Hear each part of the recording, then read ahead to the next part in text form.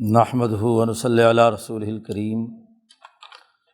قال الامام حجۃ الاسلام الشاہ ولی اللہ الدہلوی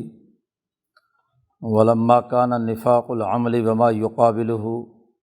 من الاخلاص امرا خفیا وجب بیان علامات کل واحد منہما۔ کتاب الایمان ہم نے شروع کیا تھا۔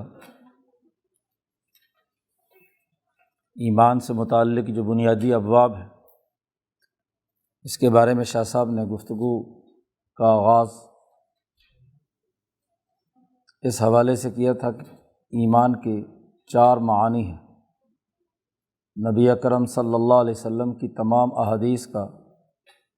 مجموعی طور پر جائزہ لیا جائے تو اس سے حقیقت کھل کر سامنے آتی ہے کہ ایمان کا لفظ حضور صلی اللہ علیہ وسلم نے جہاں جہاں بھی استعمال کیا ہے تو 4 معنوں میں استعمال ہوا ہے۔ کہیں کسی حدیث میں ایمان بمعنی اسلام ہے جس کی ضد کفر ہے، کسی حدیث میں ایمان کا تذکرہ اس حوالے سے ہے کہ انسان نبی اکرم صلی اللہ علیہ وسلم کے لائے ہوئے دین کے بنیادی عقائد کی تصدیق کرے، تمام امور پر عمل درآمد کرنے کا عزم کرے، اقرار باللسان و تصدیق بالقلب۔ اس ایمان کی ضد نفاق، اور چوتھی بنیادی بات یہ واضح کی گئی کہ جو ایمان آخرت میں کامیاب بناتا ہے انسان کو، وہاں بھی نبی اکرم صلی اللہ علیہ وسلم نے ایمان کا لفظ استعمال کیا ہے، اور پھر اس میں بھی جو چوتھا درجہ ہے ایمان کا، وہ احسان کی کیفیت کا ہونا ہے کہ ان تعبد اللہ کأنک تراہ فإن لم تکن تراہ فإنہ یراک۔ تو ایمان کی حقیقت اور ایمان کے جو درجات یا معانی نبی اکرم صلی اللہ علیہ وسلم نے ایمانیات سے متعلق صحیح ستہ میں استعمال کیے ہیں، اس کا اجمالی اور اصولی خاکہ گزشتہ بدھ میں ہم نے پڑھا تھا کہ جو 4 معانی پر مشتمل ہے۔ ایمان کی ضد نفاق، ایمان کامل کی ضد ایک نفاق، تو یہ اصول ہے کہ تعرف الاشیاء باضدادها، چیزوں کی پہچان ان کے جو مقابل اور اس کی ضد میں جو چیزیں ہوتی ہیں اس سے حاصل ہوتی ہے۔ صحیح ستہ میں ایمانیات کی بحث میں نبی اکرم صلی اللہ علیہ وسلم نے نفاق سے متعلق امور کی بھی نشاندہی کی کہ ایمان کی ضد نفاق ہے، تو نفاق کی حقیقت واضح کی، اور نفاق کی صورت میں انسان چونکہ کامل ایمان والا نہیں ہوتا تو خود مسلمانوں کی داخلی جماعت میں جو کفر کے مقابلے پر ہے اس کی پہچان کے لیے ضروری ہے کہ کچھ علامات سامنے ہوں جس سے یہ پتہ چلے کہ ایمان کامل نہیں ہے بلکہ نفاق کی حالت ہے۔ اس نفاق اور اس سے متعلق جو روایات ہیں اور اس حوالے سے جو بنیادی اصول بنتے ہیں انہیں شاہ صاحب یہاں بیان کر رہے ہیں۔ شاہ صاحب فرماتے ہیں کہ عملی نفاق جس کے مقابل ایمان کی وہ نوعیت ہے جسے اخلاص یا احسان کی کیفیت کہتے ہیں، تو یہ نفاق عملی یہ ایک مخفی پہلو ہے، مخفی معاملہ ہے، مخفی بات ہے، پوشیدہ بات ہے۔ ظاہر ہے کہ بظاہر منافق کلمہ پڑھ رہا ہے، ایمانیات کا اقرار کر رہا ہے، نماز روزہ اور باقی علامات بظاہر سر انجام دے رہا ہے۔ ایک ہے نفاق علمی، اور نفاق علمی وہ ہے کہ جو عقیدے کا منافق ہے۔ عقیدے کے منافق میں اور کافر حقیقی میں کوئی فرق نہیں ہے، لیکن یہ نفاق علمی یہ حضور صلی اللہ علیہ وسلم کی ذات گرامی تک محدود تھا کہ آپ صلی اللہ علیہ وسلم کو وحی کے ذریعے سے یہ معلوم ہو جاتا تھا کہ یہ آدمی منافق ہے عقیدے کا، دل سے تصدیق نہیں کر رہا۔ نبی اکرم صلی اللہ علیہ وسلم کے بعد تو اب کسی پر وحی نہیں آتی، اب کسی پر نفاق علمی یا اعتقادی نفاق کا حکم نہیں لگایا جا سکتا، کیونکہ ہم کسی کا دل چیر کر نہیں دیکھ سکتے کہ یہ واقعتاً مسلمان ہے یا منافق ہے۔ خود حضور نے معاذ بن جبل سے کہا کہ اللہ شققت قلبہ، کیا تو نے اس کا دل چیر کر دیکھ لیا تھا کہ یہ اس نے ایمان محض ڈر کی وجہ سے اختیار کیا ہے؟ تو اس لیے نبی اکرم صلی اللہ علیہ وسلم کے بعد تو یہ معاملہ، یہ چیپٹر کلوز ہو چکا۔ اب یہ کہ نفاق عملی ہو سکتا ہے، لیکن نفاق عملی کے لیے بھی یہ ضروری ہے کہ اس کی ایسی بڑی بڑی موٹی علامات ہوں جس سے یہ متعین ہو سکے کہ یہ منافق، ورنہ تو ہوگا کیا، جس کو جو مسلمان پسند نہیں ہوگا وہ اس کو منافق کا فتویٰ لگا دے گا۔ تو چونکہ یہ ایک مخفی معاملہ ہے، تو اس مخفی پہلو کے لیے لازمی اور ضروری ہے واجب بیان علامات کل واحد منہما، اخلاص اور نفاق عمل ان دونوں کے درمیان واضح ایسی کوئی علامات ہونی چاہیے جس سے فرق و امتیاز ہو سکے کہ یہ مخلص مسلمان ہے اور یہ منافق مسلمان ہے۔ وہ نبی اکرم صلی اللہ علیہ وسلم نے چند علامات بیان فرمائی ہیں۔ تمام ذخیرہ حدیث میں جو ایمانیات سے متعلق ہے یا نفاق سے متعلق ہے، اس کے شاہ صاحب نے 6 بنیادی اساسی امور متعین کیے ہیں، 6 بڑی موٹی علامتیں بیان کی ہیں۔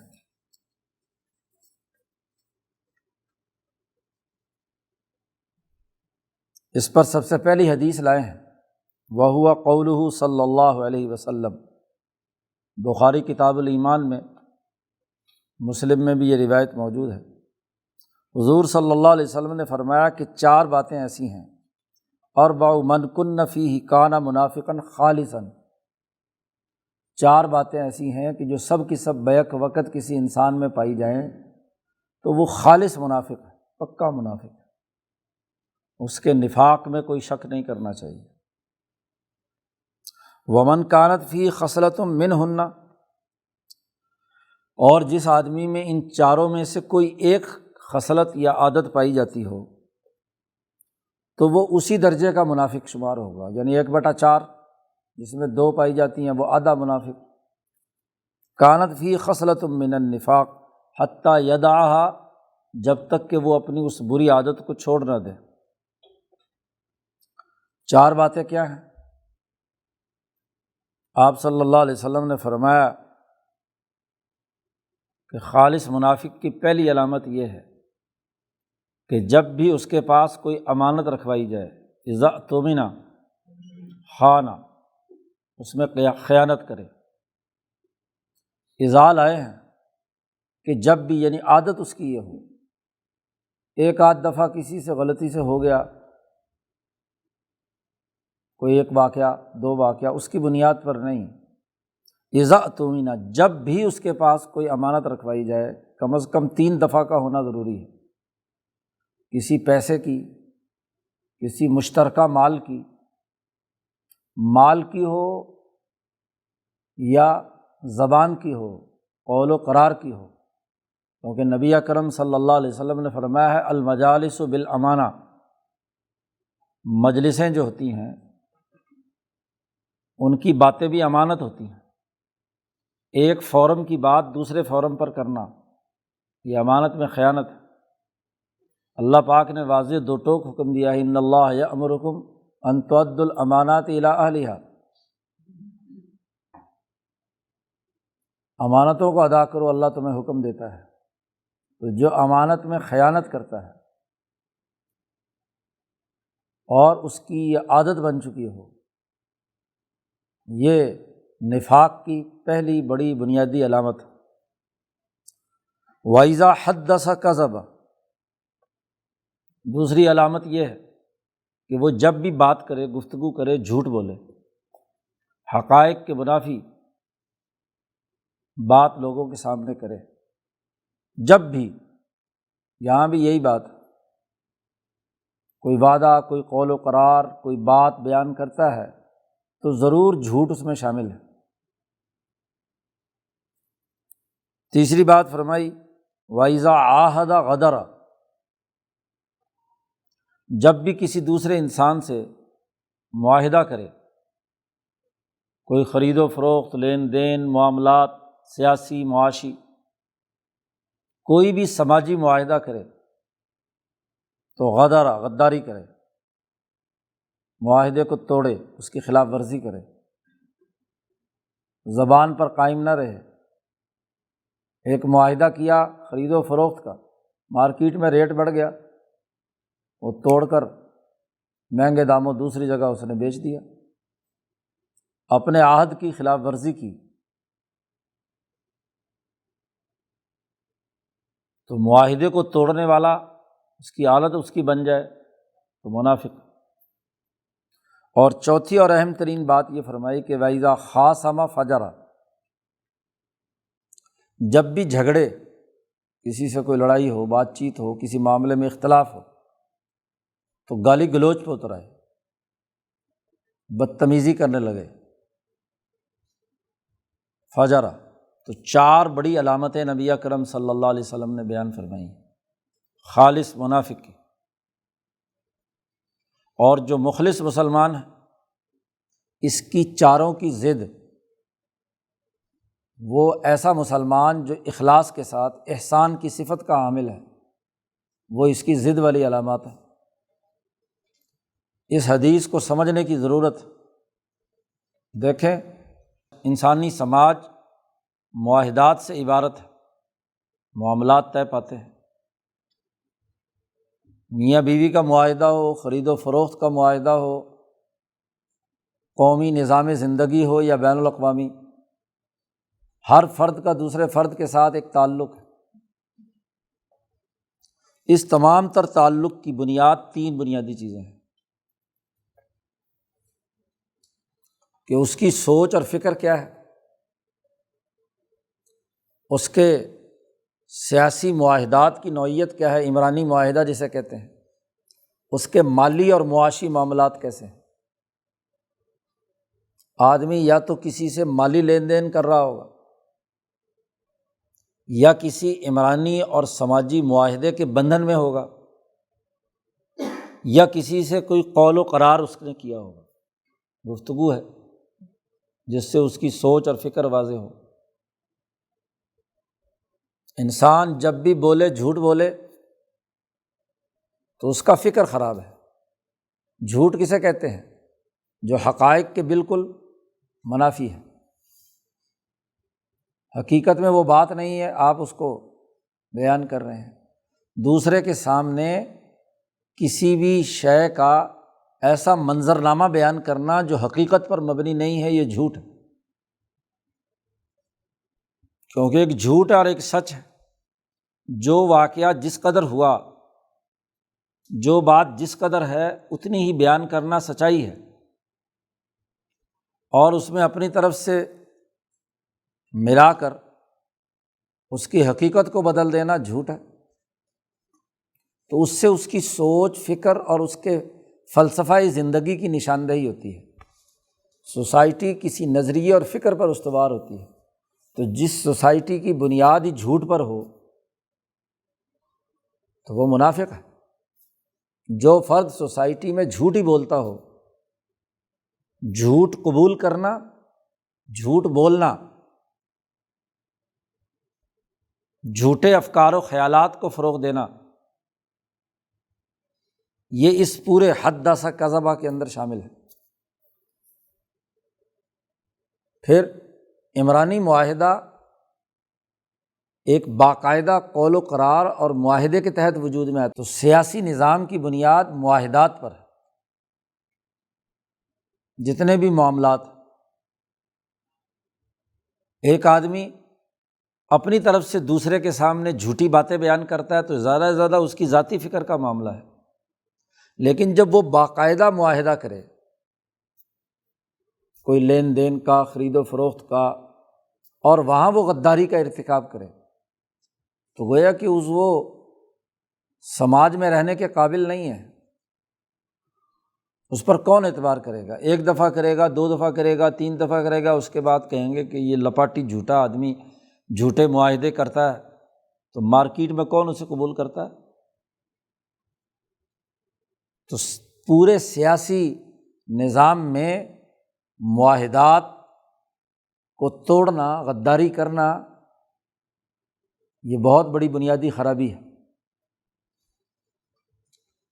اور تیسری بات مالی اور معاشی معاملات ہے، اس میں آدمی ایک دوسرے پر اعتماد کرتا ہے، امانتوں کا تعلق اسی کے ساتھ ہے، تو وہ ان امانتوں میں خیانت کرتا ہے۔ جب بھی انسان نے کام کرنا ہے تو کام کے لیے سرمایہ کی ضرورت ہوتی ہے، پیسے کی ضرورت ہوتی ہے، اور وہ بسا اوقات کسی دوسرے کا ہوتا ہے، کسی دفتر میں کام کر رہا ہے، کسی کمپنی میں کام کر رہا ہے، حتیٰ کہ گھر میں بھی جو اس معاہدے کے دائرے میں رہنے والے ہیں وہ مالی معاملات اور لین دین میں امانت ہے نا۔ خاتون خانہ شوہر کے پیسوں کی امین ہے، وہ امانت سے زیادہ خیانت کرے تو وہ بھی تو ذمہ دار ہے نا، حساب کتاب ہی غلط دے۔ آدمی کسی ادارے سے وابستہ ہے، وہاں اس کو اخراجات کے لیے پیسے دیے ہیں، وہ اس میں خیانت کرتا ہے، جھوٹا حساب بنا کر دیتا ہے۔ تو مالی معاملات، پورا معاشی سسٹم خیانت پر ہو تو اس سے بڑا نفاق کیا ہوگا؟ اچھا ہوتا کیا ہے کہ جب آدمی بات کرے، جب بھی جھوٹ بولے گا تو ظاہر ہے کہ لڑائی جھگڑا ہوگا۔ کسی دوسرے آدمی سے آپ نے جھوٹی بات کہی حقائق کے منافی، وہ کہے گا یار تم عجیب آدمی ہو، تم نے غلط بیانی سے کام لیا۔ یا معاہدہ توڑا تو لوگ کہیں گے نا کہ بھئی کیوں توڑا معاہدہ۔ مالی خیانت کی تو اس پر بھی لوگ مقابلے پر آئیں گے، تو ضرور خاص ہمہ جھگڑا ہوگا۔ اور جو ایسا بددیانت آدمی ہوگا کہ جو ان تینوں شعبوں میں بددیانتی کرتا ہے، تو اس کو وہ مالی معاملات کی جسٹیفیکیشن نہیں دے سکتا، وہ اپنے معاہدے توڑنے کی ریزن، وہ اپنے جھوٹ بولنے کی وجہ بیان نہیں کر سکتا، تو ضرور اس کے پاس اور کچھ نہیں بچا تو اب کیا کرے گا؟ گالی گلوچ پہ اترے گا نا، کیونکہ دلیل تو کوئی ہے نہیں اپنے جھوٹ کو سچ ثابت کرنے کے لیے، اپنی بددیانتی کو درست ثابت کرنے کے لیے، اپنے معاہدے کو توڑنے کے لیے کوئی دلیل اس کے پاس نہیں ہے، تو اب وہ گالی گلوچ کرے گا، برا بھلا کہے گا۔ ایسے لوگوں کا آخری ہدف یہی ہوتا ہے کہ لڑائی ہو، پھڈا پڑے، اور اس لڑائی اور پھڈے بازی میں اصل بات گول ہو جائے، تو نیا ہی مدعا کھڑا ہو جائے۔ تو جس میں یہ چار باتیں، جس فرد میں، جس گھر میں، جس قوم میں، جس نسل میں، جس اجتماعیت میں، جس کمپنی میں یہ چار باتیں بیک وقت پائی جائیں تو منافقاً خالصاً، پکا منافق، وہ سوسائٹی میں رہنے کے قابل، مسلمان معاشرے میں رہنے کے قابل نہیں ہے، کیونکہ اس نے اللہ کے بنیادی احکامات کو توڑا ہے۔ سچائی پر سوسائٹی استوار ہوتی ہے، وہ جھوٹ پر استوار کرنا چاہتا ہے۔ امانتوں پر معاشرہ بنتا ہے، وہ اس کی خلاف ورزی کرتا ہے۔ معاہدات پر تمام معاملات طے پاتے ہیں، وہ معاہدات توڑتا ہے۔ ایک دوسرے کے ادب و احترام اور مکالمے پر بات چیت اور معاملات طے پاتے ہیں، وہ گالی گلوچ پہ اور بدتمیزی پہ اترتا ہے، تو منافقاً خالصاً۔ اور حضور نے فرمایا کہ ان میں سے جس میں جو ایک یا دو خصلتیں پائی جاتی ہوں تو جتنے درجے کی وہ خصلتیں پائی جاتی ہیں، جتنے نمبر موجود ہیں، وہ اتنے نمبر کا کیا ہے؟ منافق ہے۔ تو یہ حدیث واضح کرتی ہے مخلص مسلمان اور منافق مسلمان کے درمیان فرق اور امتیاز پیدا کرتی ہے، اور یہ ایسی بنیادی علامتیں ہیں کہ دنیا کا کوئی ذی ہوش اور عقل مند آدمی ان علامات کا انکار نہیں کر سکتا۔ بظاہر مسلمان ہے، وہ کلمہ گو ہے، لیکن یہ عادات، جب سے دنیا میں یہ سامراجی حکومتیں قائم ہوئی ہیں، اور خاص طور پر جھوٹی کمپنیاں، ان کی کوئی قانونی حیثیت نہیں تھی، جب اس کو لیگل پرسن قرار دیا تو سب سے پہلا جھوٹ تو یہی ہے۔ تو ایسٹ انڈیا کمپنی سے لے کر اب تک کمپنیوں کے تمام قوانین اور ضوابط وہ ان 4 خرابیوں پر مشتمل ہے۔ اسی کا نام منافقت ہے۔ اور ایسا نفاق اور کفر، ان میں کیا فرق ہے؟ ٹھیک ہے، ہم اس کو فتوے کی روح سے تو کافر نہیں کہیں گے، لیکن منافقاً خالصاً۔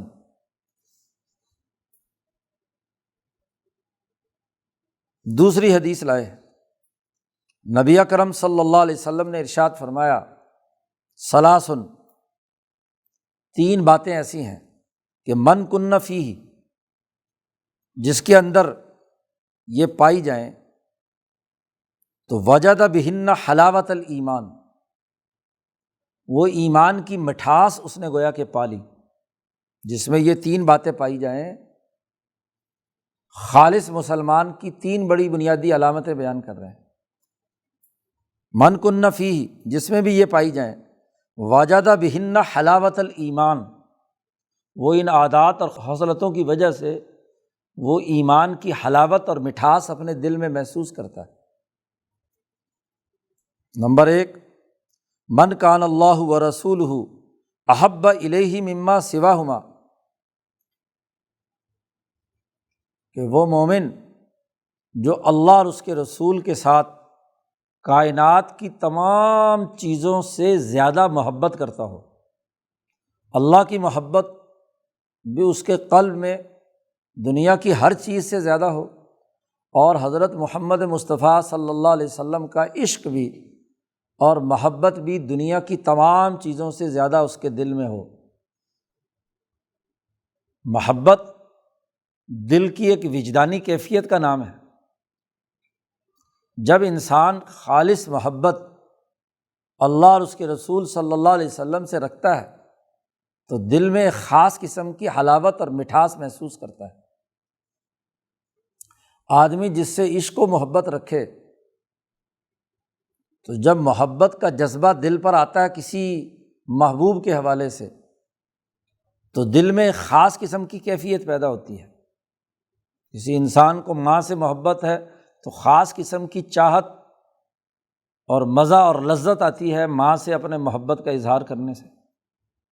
اسی تناظر میں وہ حدیث بھی ہے جس میں حضور صلی اللہ علیہ وسلم نے فرمایا کہ لا یؤمن احدکم حتی اکون احب الیہ من والدہ وولدہ والناس اجمعین، تم میں سے کوئی آدمی کامل ایمان والا نہیں ہو سکتا جب تک کہ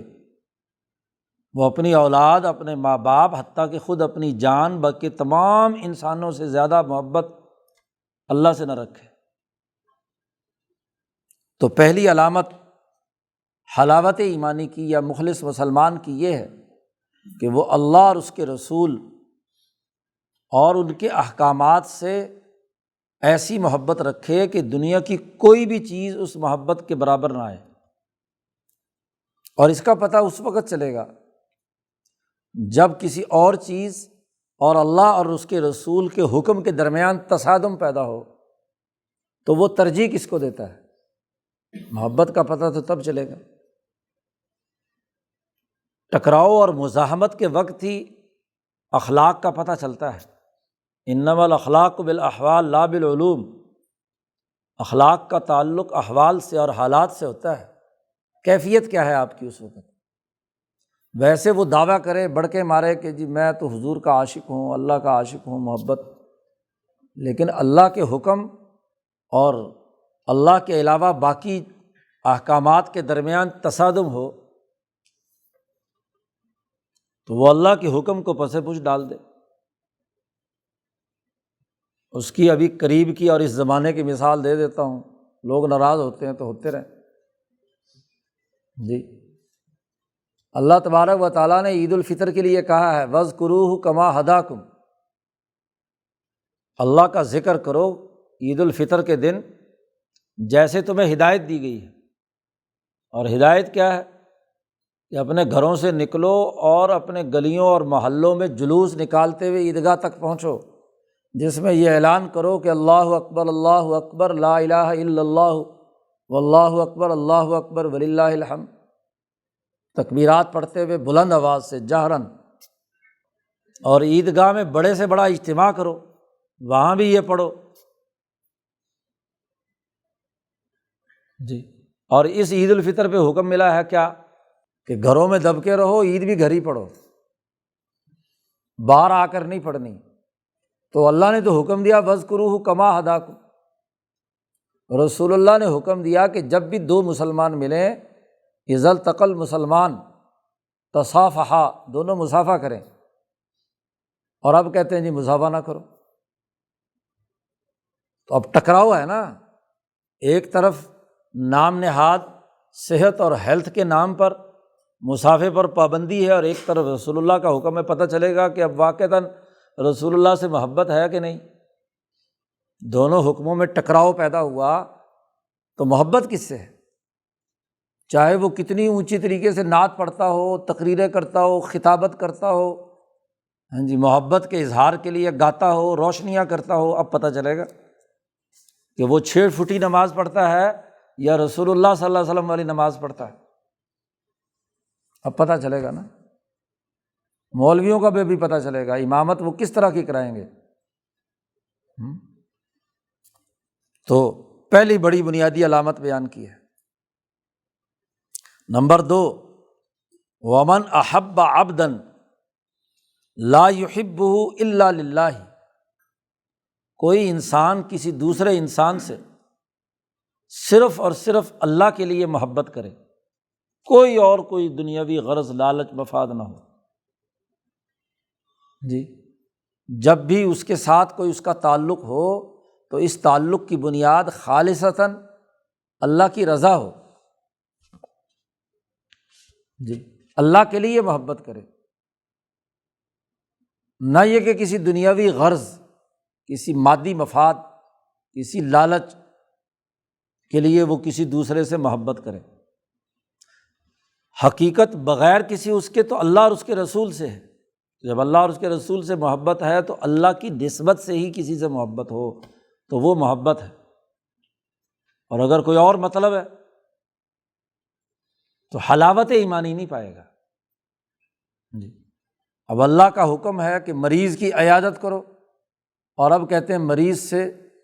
10 فٹ دور رہو جی، تو یہ اللہ کے لیے گئے عیادت کرنے یا صرف تماشا دکھانے کے لیے گئے؟ صرف کیا ہے کہ جی لوگ کیا کہیں گے، جی فلانے کے جنازے میں شریک نہیں ہوا، لوگ کیا کہیں گے؟ اللہ نے حکم دیا ہے جنازہ پڑھنے کا، پھر شریک ہوتا ہے اس محبت میں اور اس تعلق میں، تو حلاوت ایمانی ہے۔ اور اگر لوگوں کے دکھاوے کے لیے یا سنانے کے لیے کہ فلانا فلانی مجلس میں تھا،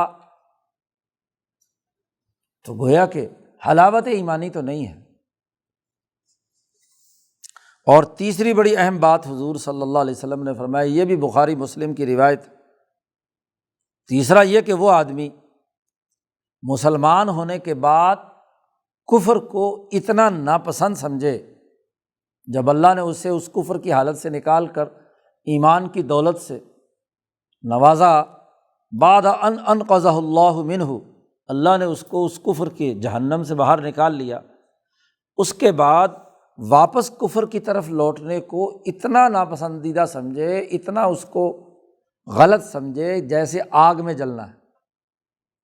کوئی بھی دنیا میں انسان، جیتا جاگتا ہوا انسان آگ میں جلنا پسند کرتا ہے؟ دنیا میں سب سے زیادہ تکلیف دہ عمل انسان کی جلد کا کسی آگ میں جلنا ہے، اذیتناک عمل ہے، کیونکہ جب جلد جلتی ہے تو سارے مسام بند ہو جاتے ہیں، نہ کھا سکتا نہ پی سکتا، آکسیجن اس کے اندر نہیں جاتی، اس کا پورا معدے کا اور اندر کا سارا نظام تباہ و برباد ہو جاتا ہے، اور جلد جلے تو سب سے زیادہ اذیت ہوتی ہے، ذرا سی بھی اگر جل جائے تو کئی دن چین نہیں ملتی۔ تو ایک آدمی کفر میں واپس لوٹنے کو اتنا ناپسندیدہ اور برا سمجھے جیسے اپنے جسم کو آگ میں جلانا ناپسندیدہ سمجھتا ہے، تو جس آدمی میں یہ ایمان کی حالت ہے وہ حلاوت ایمان نہیں پائے گا، ایمان کی لذت اسے حاصل ہوگی۔ اور بس روٹین کا اگر کلمہ پڑھ لیا، روٹین کی معاملہ ہے، اللہ سے بھی محبت ہے، سامراج سے بھی محبت ہے، جی رسول اللہ سے بھی محبت کا دعوے دار ہے، اور دوسری طرف بھی کیا ہے، محبتوں کی پینگیں بڑھا رہا ہے۔ جیسا کہ ایک دوسری حدیث میں حضور نے فرمایا کہ جو کفر اور کفر کے ائمہ اور لیڈروں سے محبت رکھتا ہے یا ان سے ہم نوالا اور ہم پیالہ ہے، اسے بھی ایمانی حلاوت نصیب نہیں ہوتی۔ تو اب یہ ایک بڑی بنیادی علامتیں تین جو ہیں حلاوت ایمانی یا مخلص مسلمان ہونے کی جو نشانی ہے وہ حضور نے بیان فرما دی۔ تیسری حدیث لائے ہیں کہ نبی اکرم صلی اللہ علیہ وسلم نے ارشاد فرمایا کہ اذا رأیتم العبد، جب تم کسی بندے کو دیکھو کہ وہ مسجد میں رہتا ہے، مسجد کو اس نے مضبوطی سے پکڑا ہوا ہے، ہر اجتماعی کام کے لیے، عبادت کے لیے، معاملات کے لیے مسجد کو اس نے مرکز بنا لیا، مسجد نبوی کی طرح، اپنے سیاسی کاموں کا بھی، معاشی کاموں کا بھی، نماز اور عبادت کا بھی، ذکر اذکار کا بھی، جس نے مسجد کو مضبوطی سے پکڑ لیا۔ مسجد وہ عنوان ہے دین اسلام میں، وہ مرکز ہے جو ان تمام امور کی انجام دہی کے لیے کردار ادا کرتا ہے۔ تو گواہی دو اس کے ایمان کی، واشہدوا لہ بالایمان، شہادت دو کہ یہ آدمی پکا مسلمان ہے۔ اور جو مسجد کو چھوڑ کر ادھر ادھر کسی اور چیز کو لازم پکڑ لے، جی مسجد میں آئے بھی تو محض مرغ کی طرح چند ٹھونگے مارنے کے لیے، تو چل میں گیا، بس رکوع سجدہ کیا، نماز پڑھی، اور جیسے ہی سلام پھرتا ہے مسجد سے ایسے بھاگتے ہیں سلام پھیرنے کے بعد، حضور نے فرمایا کہ جیسے وحشی گدھے، جنگلی گدھے رسے توڑا کر بھاگتے ہیں، جی۔ اور آج کل تو ماشاءاللہ نمازی تو کیا، امام صاحب بھی نماز پڑھاتے ہیں اور سیدھے تیر کی طرح اپنے کمرے میں یا حجرے میں یا اپنے گھر میں، مسجد کو لازم نہیں پکڑتے۔ حضور صلی اللہ علیہ وسلم کا تو معمول تھا کہ نماز پڑھائی، سنتیں پڑھ کر مقتدیوں کی طرف رخ کر کے بیٹھ جاتے تھے، بھئی کسی کو کوئی کام ہو، کوئی مسئلہ پوچھنا ہو، یا جو فارغ ہو تو چلو مجلس میں بیٹھ کر کوئی استفادہ کرے، تو استفادہ کرانے والا ہی غائب ہو گیا، اسی لیے تو مسجدوں کو تالے لگ گئے۔ اگر مسجد میں مقتدیوں کے ساتھ ان کا تعلق ہوتا، ان کے دکھ درد میں، ان کے معاشی معاملات میں، ان کی غربت کے مسائل میں یہ رہنمائی دیتے اور اپنے ساتھ اپنے مقتدیوں کو جوڑا ہوا ہوتا، تو 1-1.5 مہینے تک خالی امام اور مؤذن نماز نہ پڑھ رہے ہوتے، سارے محلے والے تالے توڑ کر کے اندر آ جاتے، جی۔ جب اماموں نے جی چھوڑ دیا لوگوں کو، تو لوگوں نے بھی کہا ٹھیک ہے پڑھو تسی نمازاں، جی۔ لاک ڈاؤن نافذ ہو گیا اور اسے قبول بھی کر لیا، اور الٹا اس کے لیے مولوی اور مفتی دلائل دے رہے ہیں، جی، کہ یہ بیماری کی وجہ سے ہے، بیماری فراڈ کے ذریعے سے، جھوٹ کا معاملہ ہے۔ پھر یہ ساری حدیثیں، اب جی نماز پڑھو، باقاعدہ مفتی دستخط کر کے آئے ہیں کہ بس فرض پڑھو، گھر سے وضو کر کے آئیں اور سلام پھیرے اور فوراً بھاگ جائیں، نفلیں بھی گھر جا کر پڑھیں۔ اس دستاویز پر مولوی اور مفتی اور شیخ الاسلام دستخط کر کے آئے ہیں۔ تو یہ تو حال ہے۔ یہاں حضور فرما رہے ہیں کہ جو مسجد کو لازم پکڑ لے، مسجد کی عزت بحال کرو، تو اس کی گواہی دو کہ وہ مومن ہے۔ اہم ترین علامت بیان کی ہے۔ اسی طرح ایک اور حدیث لائے کہ نبی اکرم صلی اللہ علیہ وسلم نے فرمایا، کتاب الایمان جو سیاہ ستہ کا ہے، ان میں شخصیات کے حوالے سے بھی ایمان کی کچھ علامتیں بیان کی ہیں کہ حضرت علی رضی اللہ تعالیٰ عنہ کی محبت ایمان کی علامت ہے۔ حب علی آیت الایمان، علی کی محبت یہ ایمان کی علامت ہے۔ وبغض علی آیت النفاق، اور حضرت علی کے ساتھ بغض رکھنا یہ نفاق کی علامت ہے۔ جی، واضح طور پر حضور نے دونوں کا ذکر کیا ہے کہ حضرت علی کی محبت اور حضرت علی کے ساتھ بغض نفاق کی علامت ہے اور محبت ایمان کی علامت ہے۔ شاہ صاحب نے اس کی وجہ بیان کی ہے کہ خاص طور پر حضرت علی کا نام کیوں حضور نے لیا صلی اللہ علیہ وسلم۔ والفقہ فیہ، اس میں سمجھداری اور شعور کی بات یہ ہے کہ انہ رضی اللہ تعالی عنہ کان شدیدا فی امر اللہ، کہ حضرت علی رضی اللہ تعالی عنہ اپنی بہادری اور دلیری، حیدر کرار ہونے کی وجہ سے اللہ کے احکامات کے نفاذ کے بارے میں بہت ہی شدت ان کے اندر پائی جاتی تھی، بہت ہی سخت تھے اس معاملے میں۔ اللہ کے حکم کی خلاف ورزی ذرا سی بھی برداشت نہیں کرتے تھے۔ انہ کان شدیدا فی امر اللہ،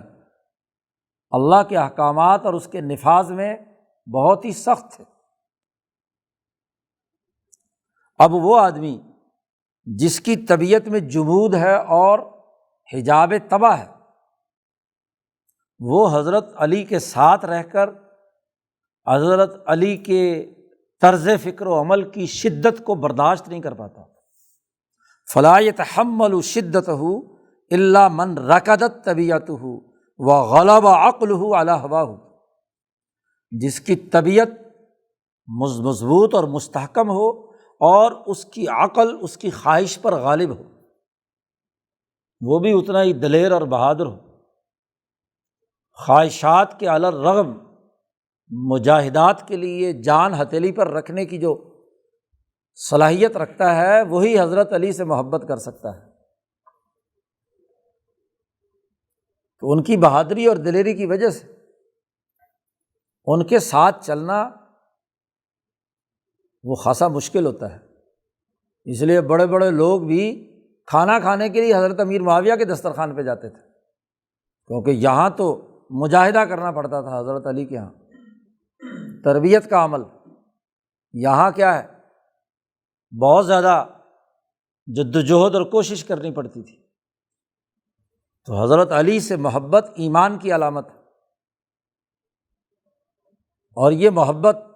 تمام صحابہ میں تھی۔ اسی لیے جب حضرت علی کے مقابلے پر حضرت معاویہ کے پاس روم کے حکمرانوں کا خط آیا کہ سنا کہ تمہاری لڑائی ہو رہی ہے، تو میں تمہیں اپنی فوج تعاون کے لیے دیتا ہوں علی کو شکست دینے کے لیے، تو امیر معاویہ رضی اللہ تعالیٰ نے کیا جواب دیا کہ او روم کے کتے، اگر تو نے ادھر کا رخ کیا تو معاویہ علی کا ایک معمولی سپاہی بن کر سب سے پہلے تمہارے مقابلے پر آئے گا۔ جی، یہ نہیں ہو سکتا کہ تو میری موجودگی میں علی پر حملہ کر کے ان کی حکومت ختم کرنے کے درپے ہو، ایسا نہیں ہو سکتا۔ تو محبت کی علامت ہے نا، رائے کا اختلاف اپنی جگہ پر ہے، لیکن دل کی محبت جو ہے حضرت علی سے وہ کسی کی کم نہیں ہے۔ تو یہ ایک علامت بیان کی ہے۔ اس لیے تمام صوفیاء قاطبتاً اول سے آخر تک اپنی باطنی ترقی کے لیے حب علی کو بنیاد بناتے ہیں۔ ایک صوفی مجاہدہ کرتا ہے، صفت احسان کے حصول کے لیے مشقتیں برداشت کرتا ہے، اور یہ مشقتیں برداشت کرنے کا صحیح طریقہ مشکل حالات میں امام انقلاب بن کر پارٹی بنانے کا عمل جو حضرت علی نے کیا، وہ نمونہ اور معیار ہے قیامت تک کے لیے۔ تو یہ ایک اہم ترین علامت حضور صلی اللہ علیہ وسلم نے بیان فرما دی۔ ایسے ہی ایمانیات میں ایک اور حدیث ہے، 5ویں، کہ حضور صلی اللہ علیہ وسلم نے فرمایا کہ حب الانصاری آیت الایمان، انصار صحابہ سے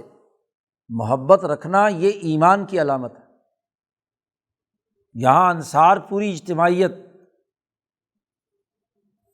اور اس کا پس منظر کیا ہے اسے بھی شاہ صاحب نے یہاں بیان کیا ہے۔ شاہ صاحب نے کہا اصل بات کیا ہے کہ عربوں کے 2 خاندان، ایک وہ جو یمن کے رہنے والے قحطانی ہیں، اور ایک یہ عدنانی ہے۔ عدنان کی اولاد میں سے یہ مکے کے لوگ ہیں، حضور کا خاندان ہے قریشی، یہ عدنانی کہلاتے ہیں۔ اور جو خالصتاً قدیم عرب ہیں ان میں دوسرا جو قبیلہ یا خاندان کہلاتا ہے وہ قحطانی ہے۔ تو ایک جو عدنانی ہے ان کا مکہ مکرمہ اور اس کے گرد و نواح میں اثر و رسوخ تھا، اور یہ قحطانی ان کا مرکز اور منبع یمن ہے، یمنی ہے۔ ان دونوں میں خاندانی اور قبائلی دشمنی عدنان اور قحطان کے زمانے سے ہی چلی آ رہی تھی۔ مدینہ منورہ یہ قحطانیوں کا مرکز ہے، یہ انصار اوس و خزرج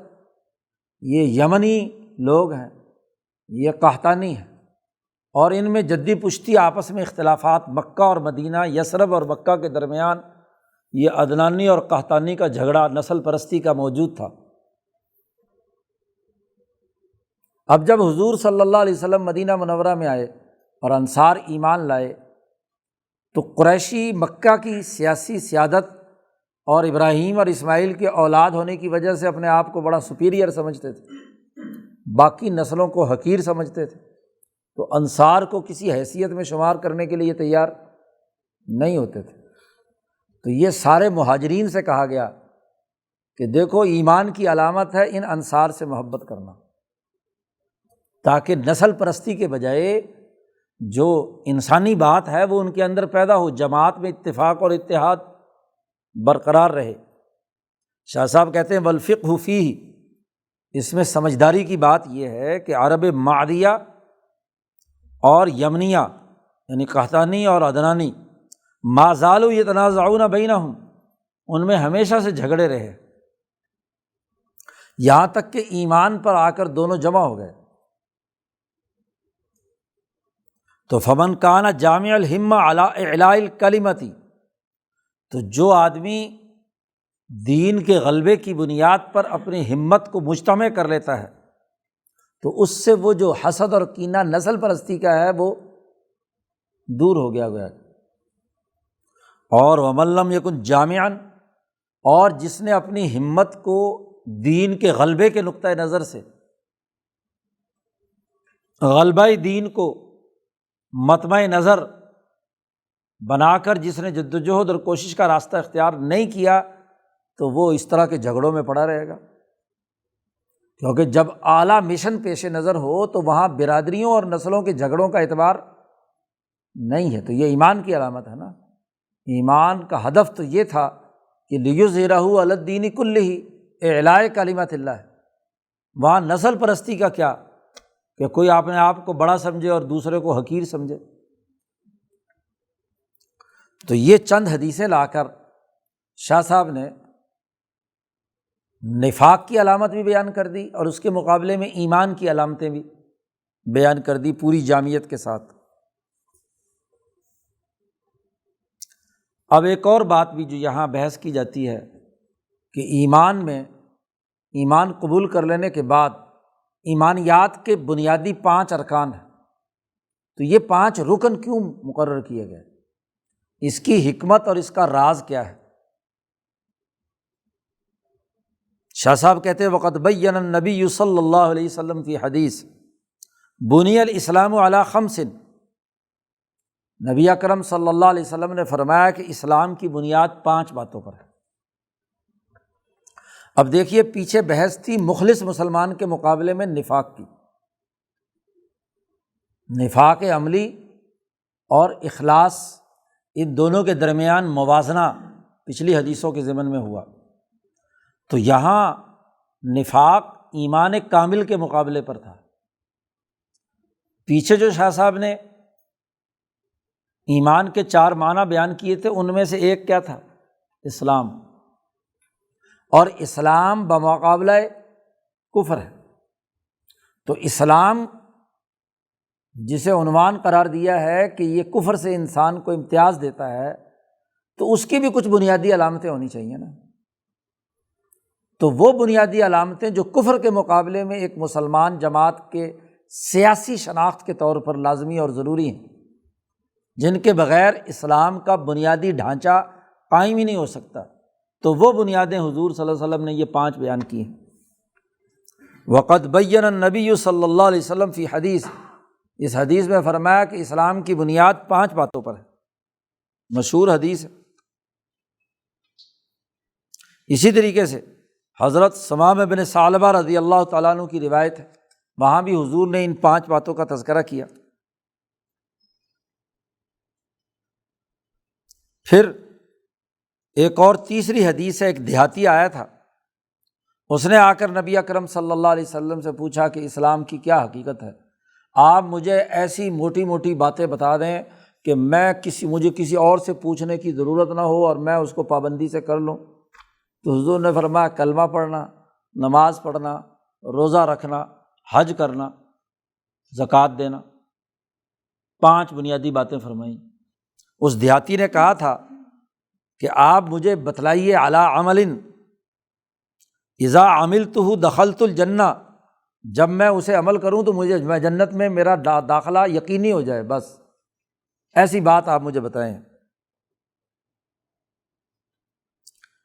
اب یہ 5 باتیں جو ہیں، ان ھذی الاشیاء الخمسہ ارکان الاسلام، یہ اسلام کا بنیادی رکن ہے، کافر اور مومن میں فرق اور امتیاز پیدا کرنے کے بنیادی ارکان میں سے ہے۔ اور یہ کہ جس نے یہ 5 ارکان کیے اور ان 5 ارکان کے علاوہ طاعات میں سے کوئی اور اس نے نہیں کیا، یہ 5 ارکان اس نے بڑی پابندی سے کیے، تو اس کی گردن عذاب سے خلاصی حاصل کر لے گی اور وہ جنت کا مستحق ضرور ہو گیا۔ جیسا کہ نبی اکرم صلی اللہ علیہ وسلم نے نماز کا ادنا ترین درجہ بیان فرمایا، کم از کم یا کم سے کم درجہ وضو کا بیان کیا کہ ایک دفعہ اعضاء دھو لے تو فریضہ ادا ہو گیا۔ اب یہ 5 اعمال کو رکن قرار دیا ہے، اس کی وجہ کیا ہے؟ تو اس کی وجہ بیان کر رہے ہیں، انما خص الخمسۃ بالرکنیۃ، کہ رکن 5 ہی چیزوں کو قرار دیا ہے۔ اس کی ایک وجہ تو یہ ہے کہ دنیا میں کل انسانیت جتنے بھی مذاہب اور فرقے ہیں ان کی عبادات کا یہ 5 باتیں حصہ ہیں۔ کوئی ملت ایسی نہیں ہے جس نے ان 5 باتوں کو اچھا نہ سمجھا ہو۔ اللہ کے سامنے اخبات، چاہے وہ قیام کی شکل میں ہو، رکوع کی شکل میں ہو، سجدے کی شکل میں ہو، زکوٰۃ اللہ کے راستے میں مال خرچ کرنے کو، روزہ رکھنا، روزے ہندو بھی رکھتے ہیں، یہودی بھی رکھتے ہیں، عیسائی بھی رکھتے ہیں جی، کسی مقدس مقام کا سفر کرنا، حج، ہر ملت اس کی پابندی کرتے، جیسے یہود، نصارہ، مجوس، بقیت العرب علی اختلافہم فی اوضاع ادائیہا، اگرچہ ان کی ادا کرنے کی ہر ایک کی جو وضع قطع ہے، ان کا جو طریقہ کار ہے وہ مختلف ہو۔ اب ہندو بھی حج کرتے ہیں لیکن ہریدوار کا، جس چیز کو وہ مقدس سمجھتے ہیں وہاں جا کر کیا ہے، تو ایک بنیادی عبادت یا بنیادی کانسیپٹ تو اصول البر میں سے اس کو تسلیم کیا جاتا ہے۔ خاص مقصد کے لیے بھوک پیاس برداشت کرنا روزہ یہودیوں کا، عیسائیوں کا، ہندوؤں کا، مجوسیوں کا، سب کا طریقہ ہے۔ اب یہی اصول البر کے تحت جو تمام ملتوں کا متفقہ ہے، تو اسلام نے اس کی اپنی ایک شناخت پیدا کی کہ جو اخبات ہے یا عبادت ہے اس کا یہ طریقہ نماز ہے، حج ہے تو بیت اللہ الحرام کا ہے، رمضان کا مہینہ متعین کر دیا، اسی طرح زکوٰۃ کے قوانین اور ضوابط متعین کر دیے، اپنے نبی کے کلمہ، اس کی شہادت اور اس کا طریقہ کار بیان کر دیا۔ تو یہ 5 باتیں اس لیے رکن ہیں کہ دنیا کے تمام انسانوں کی فطرت کا حصہ ہیں۔ دوسری وجہ یہ بھی ہے کہ باقی تمام دین کے اعمال کے مقابلے میں اگر یہ کام کر لیے جائیں تو اسلام کے بارے میں یہ کفایت کرتے ہیں، جبکہ باقی اعمال ان کو چھوڑ کر یہ نہ کیے جائیں اور باقی کوئی کام دین کے کیے جائیں تو وہ اسلام کے شناخت کے لیے کافی نہیں ہے۔ اور اس کی وجہ یہ ہے، شاہ صاحب نے وہ وجوہات آگے 5 نمبروں کی صورت میں بیان کیے ہیں۔ نمبر 1، اس لیے کہ اصل اصول البر التوحید، اس لیے کہ نیکی کی اصل بنیاد جو ہے وہ تو کیا ہے، توحید۔ نمبر 1 توحید، نمبر 2 نبی اکرم صلی اللہ علیہ وسلم کی تصدیق، نمبر 3 تمام شرائع الہیہ اللہ نے جو حکم نافذ کیے ہیں ان کی تسلیم کرنے کا عمل۔ تو 3 باتیں ہیں، یہ اصل و اصول البر ہے۔ اب حضور صلی اللہ علیہ وسلم کی بعثت پوری انسانیت کی طرف ہوئی ہے، لما کانت البعثۃ عامہ، حضور کی بعثت تمام انسانیت کی طرف تھی، اور لوگ اللہ کے دین میں فوج در فوج داخل ہو رہے تھے۔ جب مکہ فتح ہوا، دین غلبہ ہو گیا، تو اب یہ ضروری تھا لابد من علامت ظاہرۃ، ایسی ظاہری علامت کا تعین کیا جائے کفر کے مقابلے میں اسلام کا، کہ جس کے ذریعے سے موافق اور مخالف کے درمیان فرق اور امتیاز پیدا ہو جائے۔ ایسی علامت ہونی چاہیے کہ جس پر اسلام کے حکم کا مدار ہو، وعلیہا یدار حکم الاسلام۔ ایسی علامت ہونی چاہیے کہ جس سے لوگوں کا مواخذہ کیا جا سکے، بھائی تم نے یہ کام کیوں نہیں کیا، نماز کا وقت ہو نماز نہیں پڑھی تو اس کا مواخذہ ہو جائے۔ زکوٰۃ اموال ظاہرہ پر لازمی تھی اور زکوٰۃ نہیں دے رہا تو اس کا مواخذہ ہو جائے۔ حج فرض ہو چکا اور حج نہیں کر رہا، رمضان کے روزے فرض ہو چکے ہیں اور نہیں پڑھ کر روزے رکھ رہا تو مواخذہ ہو سکے، ایسی علامت ہونا ضروری ہے۔ اب علامت کیا ہو؟ اگر ظاہری علامت مقرر نہ کی جائے تو پھر اسلام اور کفر کے درمیان فرق و امتیاز فوری طور پر کرنا ممکن نہیں تھا۔ اگر اس کو اسی طرح چھوڑ دیا جائے بغیر ظاہری علامت کے مقرر کیے ہوئے تو پھر تو فرق اور امتیاز پیدا ہوگا ایک بڑی لمبی مدت کے بعد، الا بعد طول الممارسہ۔ اور اگر ظاہری علامت مقرر نہ کی جائے تو پھر فرق اور امتیاز اسلام اور کفر کے درمیان ہوگا محض گمانات پر۔ ہر آدمی اپنے گمان کے مطابق ایک کو مسلمان سمجھے گا، دوسرے کو کیا ہے، کافر سمجھے گا،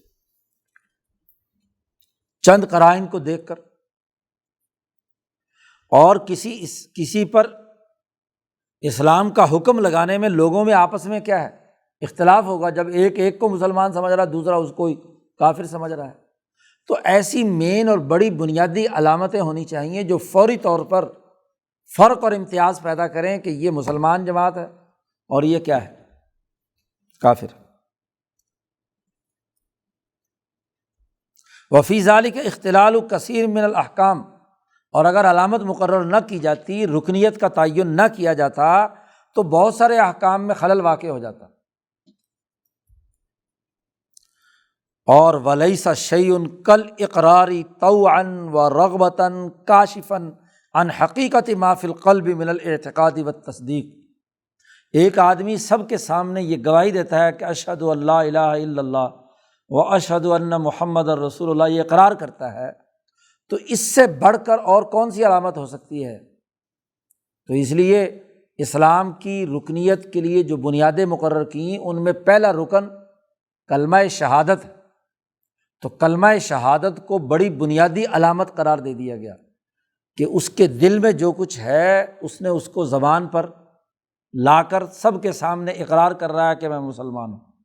تو ٹھیک ہے، قبول کر لیا جائے گا، کیونکہ دل کے اعتقاد اور تصدیق کو جاننے کا اور اس کی پیمائش کا ہمارے پاس کوئی اور طریقہ اس کے علاوہ نہیں کہ وہ زبان سے گواہی دے۔ تو 5 ارکان میں سے پہلا رکن اقرار باللسان، زبان سے اقرار کرنا، اس کا پس منظر یہ ہے۔ وَلِمَا ذَكَرْنَا مِن قَبْلُ، اس کے بعد نماز اور زکوٰۃ، اس کی رکنیت کیوں ہے؟ شاہ صاحب کہتے ہیں جیسا کہ ہم بڑی تفصیل سے پیچھے چوتھے مبحث میں جہاں نماز اور سعادت سے متعلق بحث ہوئی تھی، زکوٰۃ سے متعلق، وہاں ہم بیان کر کے آ چکے ہیں کہ سعادت نوعیہ یعنی انسانیت کی کامیابی کا مدار، نجات اخرویہ کا مرکز 4 اخلاق، اخلاق اربع پر جو بحث ہے۔ تو نماز جس کے ساتھ طہارت بھی شامل ہو، یہ خلق اخبات اور خلق نظافت، ان 2 اخلاق کے ظاہر ہونے کا مظہر ہے، وہ یہ ان 2 اخلاق کا اظہار کرتی ہے۔ تو اخلاق اربع پر تھا دار و مدار، تو ان 2 اخلاق کی نشاندہی کس سے ہوتی ہے؟ نماز سے، کیونکہ نماز اخبات الی اللہ ہے اور باوضو ہے نماز، تو دونوں چیزیں آ گئی۔ وجعلت الزکوٰۃ المقرونہ بشروطها، اور زکوٰۃ اپنی تمام تر شرائط کے ساتھ، نصاب وغیرہ اور اس کی ادائیگی، اور اپنے اصل فقراء اور مساکین کے مصارف پر خرچ کرنے سے، مظنۃ للسماحۃ والعدالہ، تو اس میں 2 خلق آ گئے، سماحت کا بھی اور عدالت کا بھی۔ تو بنیادی اخلاق 4 ہیں، تو 2 خلق کا تعلق زکوٰۃ سے ہے، اور 2 خلق کا اظہار جو ہے نماز سے ہے۔ تو 3 رکن آ گئے، شہادت، نماز اور زکوٰۃ۔ پھر شاہ صاحب کہتے ہیں ہم نے پیچھے ایک اور بات بھی کہی تھی کہ انسان کو گرد و پیش میں حجابات ہوتے ہیں جو اخلاق اربع کے راستے کی رکاوٹ ہوتے ہیں۔ تو حجابات ثلاثہ کو توڑنے میں بنیادی کردار روزے کا ہے۔ ولا شیء فی ذلک کالصوم، روزے سے بڑھ کر کوئی اور حجابات کو توڑنے میں تقصیر نہیں ہے، اس لیے حجابات کے توڑنے کے لیے ایک اور رکن آ گیا، روزہ۔ شاہ صاحب کہتے ہیں ولیما ذکرنا ایضاً، یہ بھی ہم پیچھے تفصیل سے بیان کر کے آئے ہیں کہ اخلاق اربع حاصل کرنے کے لیے حجابات توڑنے ہیں، اور جب یہ ٹوٹ جائے تو اللہ سے تعلق قائم کرنے کے لیے شاعر اللہ کی تعظیم ضروری ہے۔ وَمَن يُعَظِّمْ شَعَائِرَ اللَّهِ فَإِنَّهَا مِن تَقْوَى الْقُلُوبِ، اور وہ 4 شاعر تھے بنیادی طور پر، نبی، کعبہ وغیرہ وغیرہ، صلاۃ اور قرآن۔ تو بیت اللہ الحرام شاعر اللہ کا مرکز اور منبع ہے، تو حج کی رکنیت کے پیچھے تعظیم شاعر اللہ کا جذبہ کار فرما ہے کہ مقدس مقام پر عاشقانہ اور والہانہ انسان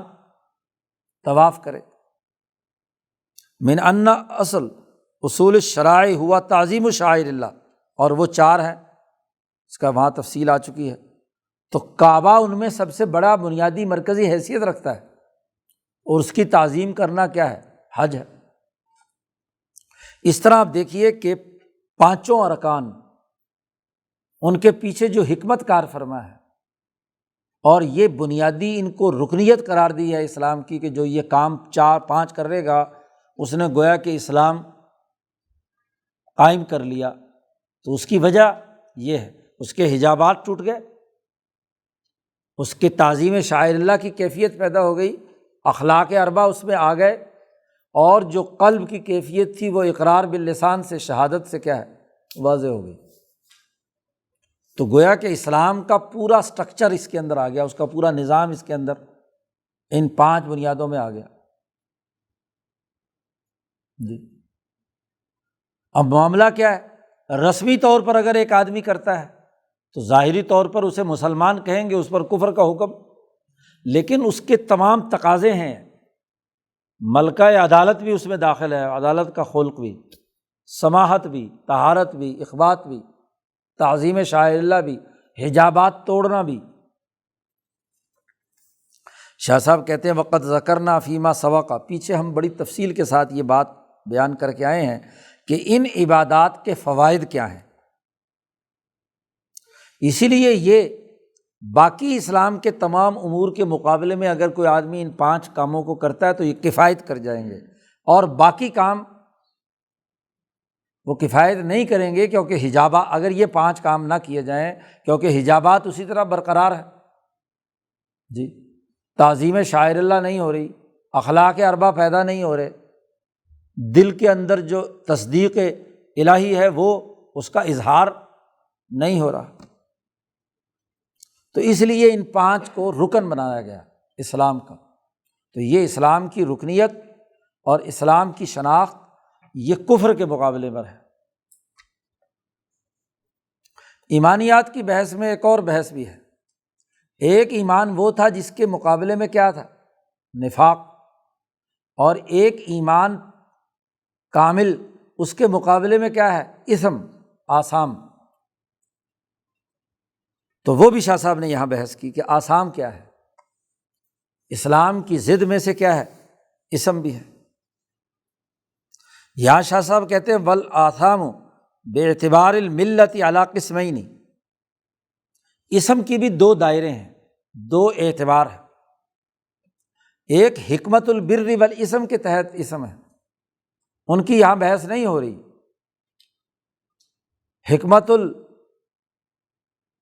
والاثم کے تحت جو آثام یا گناہ ہیں وہ تو بڑے بڑے ہیں، ان کا ذکر تو پیچھے تفصیل سے ہو چکا ہے، شرک ہے، اللہ کے ساتھ شریک ٹھہرانا، تشبیہ ٹھہرانا، وغیرہ وغیرہ، تو وہ تو حکمت البر کے اصول پر جو تھے۔ اس لیے مولانا سندھی نے یہاں وضاحت کی ہے کہ یہاں جو ملت کا لفظ لے کر آئے ہیں، یعنی ملت الشرائع والحدود،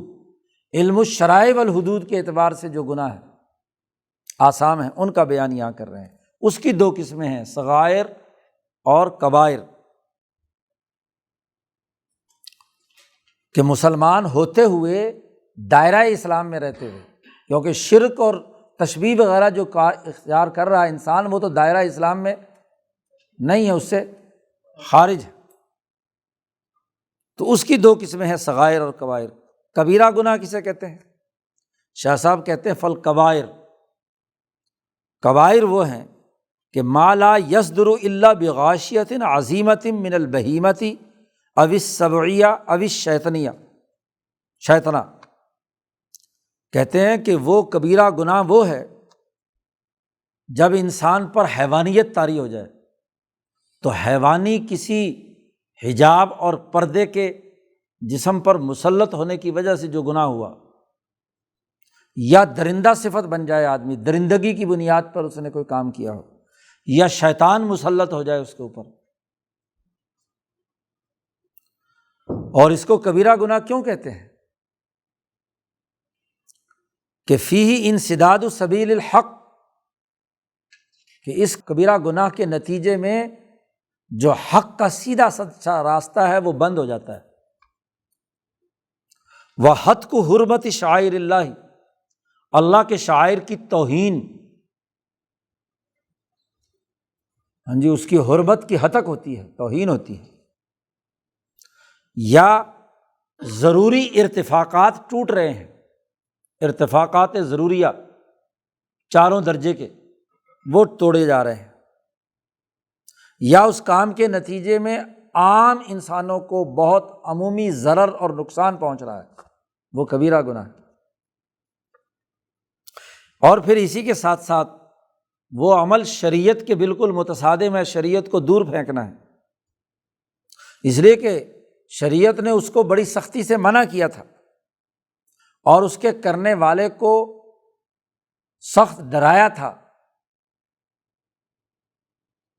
یہ کبیرہ گناہ کرنا ایسا ہی ہے گویا کہ وہ ملت اسلامیہ کے دائرے سے خارج ہو رہا ہے، اس لیے اس کو کبیرہ کہا۔ گویا کہ خارج تو نہیں ہوا، اس پر کفر کا حکم تو نہیں لگائیں گے گمراہ فرقوں کی طرح، لیکن گویا کہ خارج ہو رہا ہے۔ اور صغائر چھوٹے گناہ کون سے ہیں؟ جو اس سے درجے میں کم ہوں، شر کے جو دواعی اور جذبات اور کیفیات ہیں اس سے کم درجے میں ہوں، لیکن ومفضیات الیہ، اس شر کی طرف لے جانے کا ذریعہ اور سبب بن سکتے ہوں۔ وقد ظہر نہی الشرع، شریعت نے اس پر منع کیا تھا حتمی طور پر، لیکن سخت وعید وغیرہ کا اس میں تذکرہ نہیں تھا، اس لیے وہ صغائر ہے۔ حق بات یہ، اب اس میں چونکہ بڑا اختلاف ہے علماء میں کہ کون کون سے گناہ کبیرہ ہیں، تو مختلف لوگوں نے مختلف فہرستیں بنائی ہیں، کوئی 50، کوئی 60، کوئی 70، کوئی 100، کوئی پتہ نہیں کیا لمبی چوڑی گنتی کی ہے، یہ بھی کبیرہ، یہ بھی کبیرہ، یہ بھی کبیرہ، اور پھر صغائر کی بھی گنتی کی ہے کہ یہ بھی صغیرہ، یہ بھی صغیرہ۔ شاہ صاحب نے ایک فیصلہ کیا ہے کہ حق اور سچ بات یہ ہے کہ کبیرہ گناہ کسی عدد میں بند نہیں ہے، کوئی مخصوص عدد اس کا نہیں ہے، بس موٹے موٹے چند اصول جان لو، 4-5 اصول بیان کیے ہیں، جہاں یہ باتیں پائی جائیں وہ سمجھ لو کبیرہ گناہ۔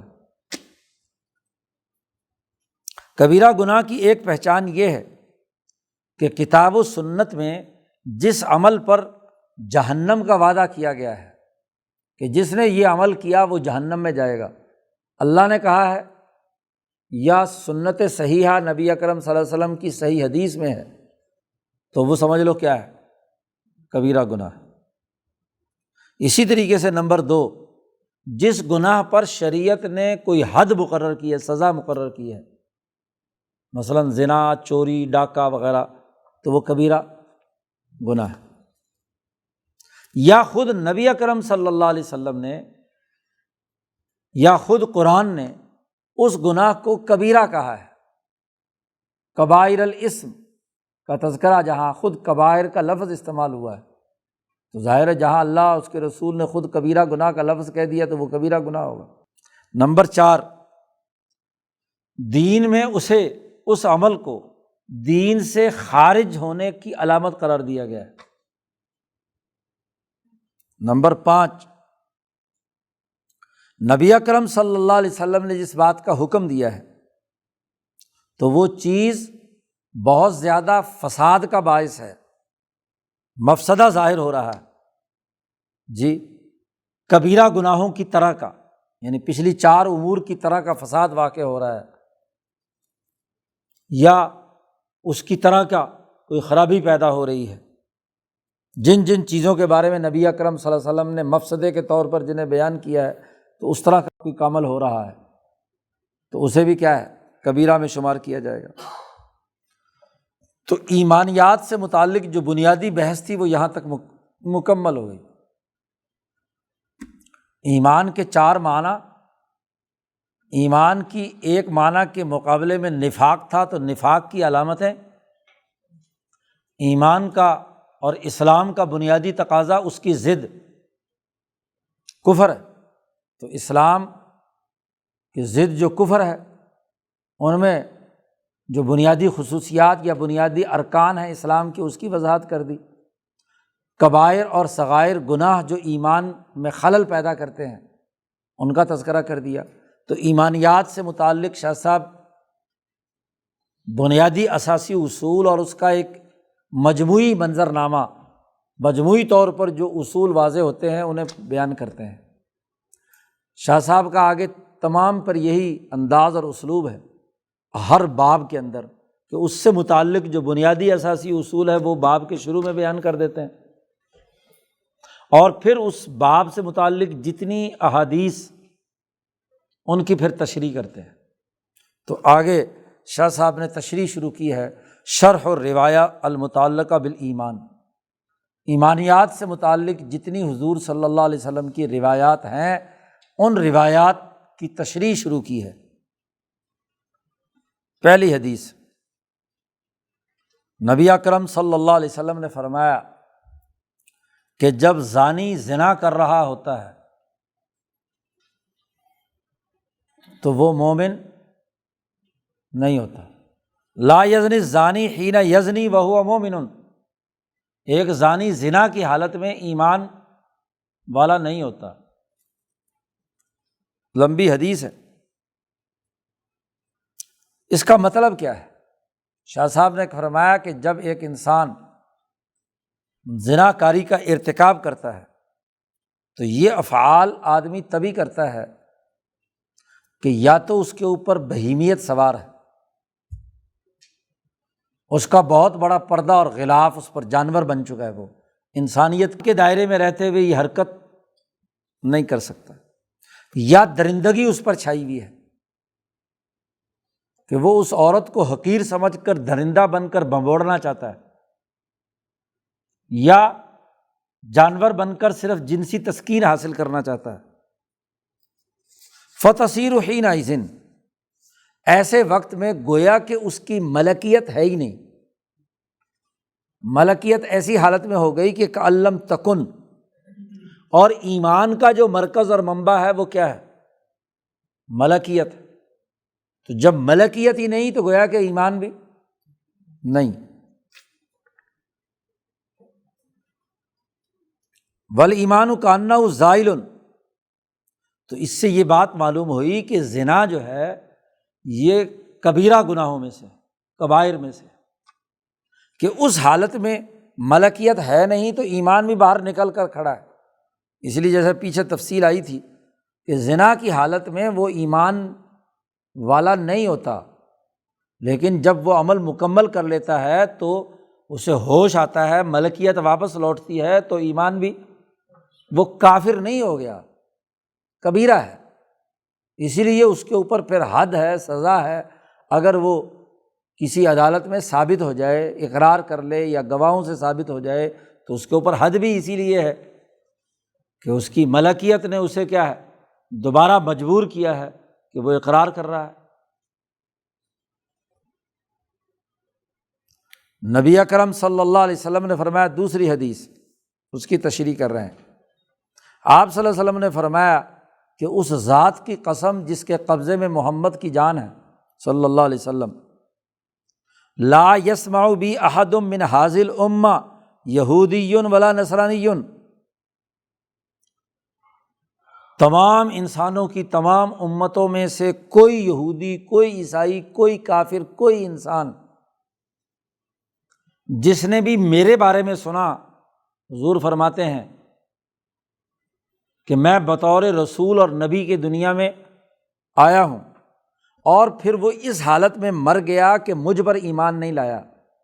ثم یموت ولم یؤمن بالذی ارسلت بہ، جو مجھے پیغام دے کر بھیجا گیا ہے، میں رسول بنا کر بھیجا گیا ہوں، میرے اس پیغام پر وہ ایمان نہیں لایا،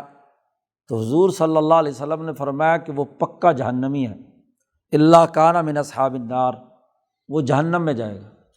ہاں، جس تک بات نہیں پہنچی، جس کو پتہ ہی نہیں چلا کہ محمد صلی اللہ علیہ وسلم نام کے کوئی رسول آئے تھے، تو وہ جانے، اللہ میاں کا معاملہ جانے، لیکن جس کو پتہ چل گیا کہ محمد رسول اللہ صلی اللہ علیہ وسلم اللہ کے رسول ہیں اور ان کا یہ پیغام ہے، جس انسان نے یہ سن لیا اور اسے اطلاع ہو گئی اور پھر وہ مرا انکار کر کے، تو وہ جہنمی ہے۔ شاہ صاحب کہتے ہیں اس حدیث کی تشریح میں، یعنی اس سے مراد وہ لوگ ہیں جن کو دعوت اسلام پہنچی ہو، کسی علاقے کے لوگوں پر اسلام کی دعوت ہی نہیں پہنچی تو ان کو جہنمی کہنا یہ درست نہیں ہے۔ وہ لوگ ہیں جن کو دعوت پہنچی اور پھر اس نے کفر پر اصرار کیا اور اسی پر مر گیا تو دخل النار، اس لیے کہ اس نے اللہ کی اس تدبیر کو، اس سسٹم کو نہیں مانا، اس کی مخالفت کی جو اللہ نے انسانیت کی کامیابی کے لیے رسول اللہ صلی اللہ علیہ وسلم کو بھیج کر مقرر کیا تھا، اور اس نے اپنے نفس میں، اپنی روح میں اللہ کی لعنت اور مقربین جو فرشتے ہیں ان کی لعنت کو جگہ دی۔ اس نے صحیح اور سیدھے راستہ جو نجات کا تھا اس کا انکار کر کے غلطی کی، لہٰذا وہ سزا کا مستحق ہوگا۔ ہاں، جسے دعوت نہیں پہنچی وہ اصحاب الاعراف ہوں یا جو بھی ہوں، کیونکہ اس تک تو پیغام پہنچا ہی نہیں۔ تیسری حدیث، حضور صلی اللہ علیہ وسلم نے فرمایا کہ تم میں سے کوئی آدمی اس وقت تک مسلمان نہیں ہو سکتا کامل حتیٰ اکون احب الیہ من والدہ وولدہ والناس اجمعین، یہاں تک کہ وہ مجھ سے محبت اپنے والد، اپنے والدین، تمام انسانوں سے زیادہ نہ رکھے۔ یا ایک دوسری روایت میں آیا ہے کہ جب تک کہ اپنی خواہشات کو میرے لائے ہوئے دین کے تابع نہ بنائے۔ شاہ صاحب اس حدیث کی تشریح میں بیان فرماتے ہیں کہ کمال ایمان، کامل ایمان کی شکل یہ ہے کہ انسان کی عقل اس کی طبیعت پر غالب ہو، بحیث یکون مقتضی العقل، کہ جو عقل کا تقاضا ہے وہ اس کی آنکھوں کے سامنے زیادہ اہمیت رکھے بنسبت اس کی طبیعت اور بہیمیت کے تقاضے کے جو ظاہری طور پر ہو رہا ہے۔ اور یہی حال حب رسول کا ہے جو پیچھے بھی گزرا ہے۔ شاہ صاحب نے فرمایا کہ یہ رسول اللہ کی محبت اس اعلیٰ درجے کی کہ اپنی اولاد، والدین، حتیٰ کہ اپنی جان سے بھی زیادہ محبوب سمجھے۔ شاہ صاحب کہتے ہیں لعمری ھذا مشہود فی الکاملین، جتنے بھی دنیا میں کامل اولیاء اللہ بزرگ گزرے ہیں ان میں اس بات کا مشاہدہ کیا جا سکتا ہے، اللہ کی قسم یہ مشاہدہ کیا جا سکتا ہے کہ وہ دنیا کی ہر چیز سے زیادہ محبت اللہ اور اس کے رسول سے رکھتے ہیں۔ چوتھی حدیث لائے،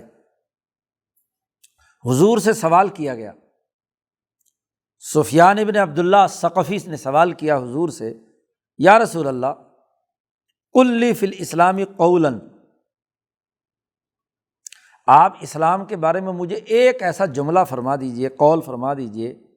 کہ لا اسأل عنہ احدا بعدک، آپ کے بعد مجھے کسی سے اسلام کے بارے میں کوئی سوال کرنے کی اجازت، ضرورت نہ پیش آئے، ایسی بات آپ مجھے ارشاد فرما دیں۔ اور ایک روایت میں یہ ہے کہ بعدہ کا کے بجائے غیرہ کا، آپ کے علاوہ کسی اور سے۔ تو حضور نے ایک جملہ فرمایا کہ بس ایک جملے میں تمہاری کہانی ہے، کیا کہ قل آمنت باللہ ثم استقم، میں اللہ پر ایمان لایا اور پھر اس ایمان لانے پر استقامت، ایمان پر استقامت، اس سے بڑا جامع جملہ اور کوئی نہیں ہو سکتا۔ اقول، شاہ صاحب کہتے ہیں میں کہتا ہوں کہ اس حدیث کی تشریح یہ، اس کا معنی یہ ہے کہ انسان کے سامنے استقامت کا کیا مطلب ہے کہ انسان کی دونوں آنکھوں کے سامنے ہر وقت اسلام اور انقیاد کی حالت، فرما برداری کی حالت ہر وقت مستحضر رہے کہ میں اللہ کا فرما بردار ہوں، اسلام کا پابند ہوں، اور پھر اس ہر وقت جو اس کے دماغ میں یہ ٹاسک اور یہ ٹارگٹ رہے اور پھر اس کے مطابق عمل کرے، اور جو اس کی ضد ہے اس کو چھوڑ دے، یہ ہے استقامت۔ اور یہ جو حضور صلی اللہ علیہ وسلم کا جملہ ہے یہ ایک ایسا قاعدہ کلیہ ہے کہ جس کے ذریعے سے انسان شریعتوں پر عمل کرنے کے حوالے سے بڑی اعلیٰ بصیرت اور شعور کا حامل بن جاتا ہے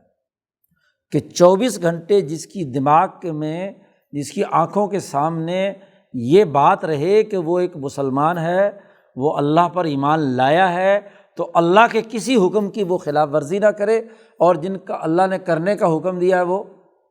کرے، اگرچہ تفصیلی علم نہ بھی ہو اس کے پاس کہ اللہ نے تفصیلی کون کون سے احکامات جاری کیے ہیں، اجمالی طور پر بھی یہ اس کے دماغ میں ہمیشہ اپنا ہدف رہے، تفصیل کی تو بسا اوقات جب وہ کرنے لگے گا اس وقت ضرورت پیش آئے گی، تو ساری تفصیلات جو دین کی تمام جزیات ہیں وہ دماغ میں نہ بھی مستحضر ہوں، لیکن یہ مستحضر ہو کہ میں ایمان والا ہوں، اللہ پر ایمان رکھتا ہوں، اللہ نے جن چیزوں سے روکا ہے اس سے رکوں گا، اور اللہ نے جس چیز کے کرنے کا حکم دیا ہے وہ کروں گا۔ فلا یخلو من علم اجمالی، وہ علم اجمالی سے خالی نہ ہو، تو ایسا انسان سابق بالخیرات ہے، ہاں جی، بھلائیوں میں آگے سبقت لے جانے والا ہے، یعنی ہر وقت اس کا نظریہ زندگی اس کے سامنے رہے، یہ ہے استقامت ہر مرحلے میں۔ 5ویں حدیث لائے، آپ صلی اللہ علیہ وسلم نے ارشاد فرمایا کہ ما من احد، کوئی انسان ایسا نہیں جو یہ کہے، شہادت دے، گواہی دے کہ اللہ الہ الا اللہ وان محمدن رسول اللہ، صدقا من قلبہ، زبان سے گواہی بھی دے اور دل کی صداقت اور سچائی کے ساتھ وہ یہ کلمہ طیبہ پڑھے، تو جس نے بھی یہ پڑھ لیا تو اللہ نے اس پر جہنم حرام قرار دے دی، اللہ حرمہ اللہ علی النار، اللہ نے اسے جہنم پر حرام قرار دے دیا۔ یہ بات جب حضور نے فرمائی تو ابو ذر غفاری نے پوچھا کہ کیا وَإِن زنا وَإِن سرقا، اگرچہ اس نے زنا کیا ہو، چوری کی ہو، ڈاکہ ڈالا ہو، پھر بھی جہنم پر اس کا جسم حرام ہے؟ تو حضور نے فرمایا ہاں، وَإِن زنا وَإِن سرقا، اگرچہ اس نے زنا کیا ہو، چوری کی ہو، تب بھی۔ اور ایک دوسری روایت میں ہے عَلَىٰ مَا كَانَ مِنْ عَمَلٍ، کوئی بھی عمل اس نے کیا ہو تو جہنم اس پر حرام ہے، جو بھی کچھ کر رہا ہو، اس نے صدق دل سے کلمہ پڑھ لیا، اشہد ان لا الہ الا اللہ واشہد ان محمد رسول اللہ، تو وہ جہنم پر حرام ہے۔ اب اگر شاہ صاحب کی فکر کی روشنی میں اس حدیث کو نہ سمجھا جائے، جیسے جو بعض نہیں سمجھتے تو وہ کچھ سے کچھ بنا لیتے ہیں، ذرا تشریح حضرت شاہ صاحب کی سنیے۔ اقول، میں کہتا ہوں اس کا معنی اس حدیث کا یہ ہے کہ حرمہ اللہ علی النار الشدیدہ المؤبدہ التی اعدہا للکافرین، اس پر وہ جہنم حرام ہے سخت ترین جو ہمیشہ ہمیشہ والی ہے، اور جسے خاص طور پر اللہ نے کافروں کے لیے تیار کیا ہے۔ جہنم بھی بہت ساری ہیں، ایک جہنم کافروں کے لیے تیار کی ہے اور ایک جہنم مسلمانوں کے لیے تیار کی ہے، اس کے بھی درجے۔ اس لیے آپ دیکھیے قرآن حکیم نے جہنم کا تذکرہ کر کے کہا اعدت للکافرین، ہمیشہ ہمیشہ کے لیے جہاں ان کے جہنم کا تذکرہ ہے وہاں آگے کیا کہا، اعدت للکافرین، کہ خاص طور پر یہ جہنم جو ہمیشہ ہمیشہ والی ہے کافروں کے لیے تیار کی گئی۔ تو جس آدمی نے کلمہ طیبہ پڑھ لیا تو وہ جو ہمیشہ ہمیشہ والی کافروں والی جہنم ہے وہ اس پر کیا ہے، حرام ہو گئی۔ اور جس مسلمان نے اسلام تو ہے، گواہی بھی دی ہے، لیکن جرائم بھی تو کیے ہیں نا، تو جرائم کی سزا بھگتنے کے لیے بھی الگ ایک جہنم اللہ نے بنائی ہے۔ جو پل صراط سے گرے گا، ہاں جی، تو جو کافر ہے وہ تو کیا ہے، اس جہنم میں گرے گا جو ہمیشہ ہمیشہ والی ہے، اور جو مومن ہے وہ اس جہنم میں گرے گا کہ جو عارضی طور پر جی سزا دینے کے لیے ہے۔ دیکھو ایک جیل ہوتی ہے وہ جو ہمیشہ ہمیشہ کے لیے، اور ایک عارضی جیل ہوتی ہے مقدمے کی سماعت تک، تو وہاں بھی کیا ہے